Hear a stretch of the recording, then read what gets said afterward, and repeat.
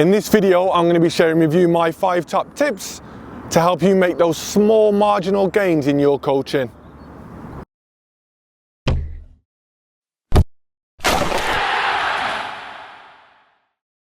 Hi guys, I'm Warren Grant, also known as Coach WG, and welcome to another video. If you're new around here and you're interested in all things football coaching, start now by clicking subscribe and turning the bell notification on so you don't miss out on any future videos. Now before we go any further, if you've got any tips that you would like to share, please feel free to drop them in the comments section so other coaches can have a little read of them. It's also important to add that every single coach in the world has their own little tips that work for them. These are my tips that work for me. I swear by them and I try to adhere to them as best as I can in my coaching. So number 1 for me, really important, relationships. Really get to know your player. Get to know them, get to know their parents, that's another one. When we're talking about getting to know the player, things like what did they get up to at school today? Do they do another activity away from football? Find out that little small detail about them and then talk to them about it in another session. I briefly mentioned their relationships with the player. Now I want to talk about relationships with the parent. Consider this, that parent or guardian is the most important person in that child's life.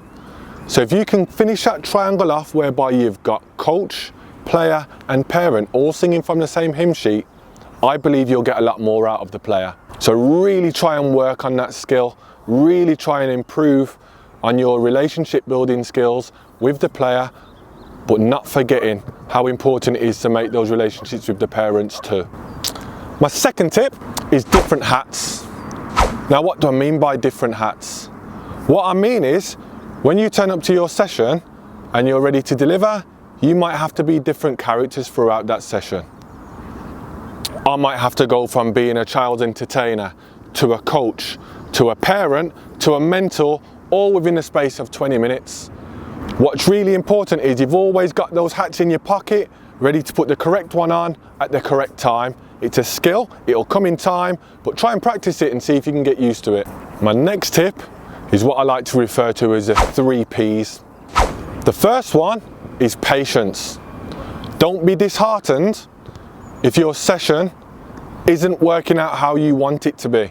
Some of the best sessions are the messiest sessions. They look a little bit erratic. They don't look tidy. That means the player is thinking really hard and therefore developing in doing so. Be patient in your sessions and be patient with your players. Second one, be passionate about your field of work. You're in a position whereby you're coaching the next generation or the potential next generation of footballers. If we're asking them to work hard and be passionate about what they're doing, make sure you also are.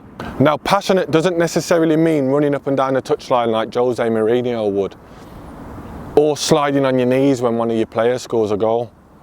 But passionate might be staying up late at night to make sure your session plan's ready for the following day.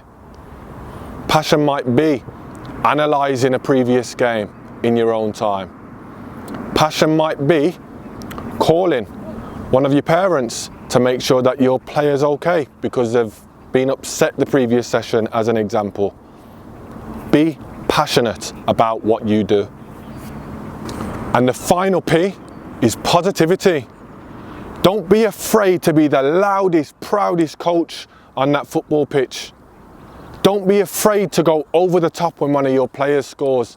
They absolutely love it when you're positive with them. And another thing that I find really important that I like to do at the end of every one of my sessions is end on a positive. So however that session's gone, whatever it looks like from beginning to end, you might have had players upset, you might have had a player miss an opportunity, etc, etc. Try to end it on a positive. Now for me, that positive was I used to always try and finish on a penalty shootout.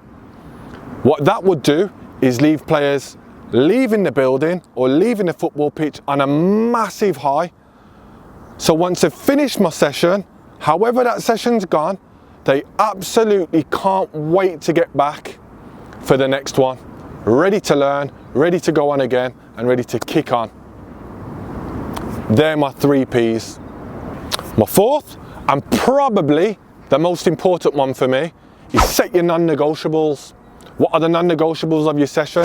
Well, mine are pretty simple and really easy to remember. Work hard and have fun. That's it. Easy for players to remember and easily understandable. My final tip is watch other coaches when they're delivering. You can learn as much from a bad coach as you can a good coach. So get out with your notepad, make notes, steal ideas, tweak them a little bit and try and use them in your session, and build up your own library of content that you can deliver that you've seen maybe elsewhere or that you've studied. But try as best as you can to go out and watch other coaches. Now, if you've enjoyed the video, please don't forget to subscribe and turn the bell notification on so you don't miss out on any future content on this page. Take care and I'll see you soon.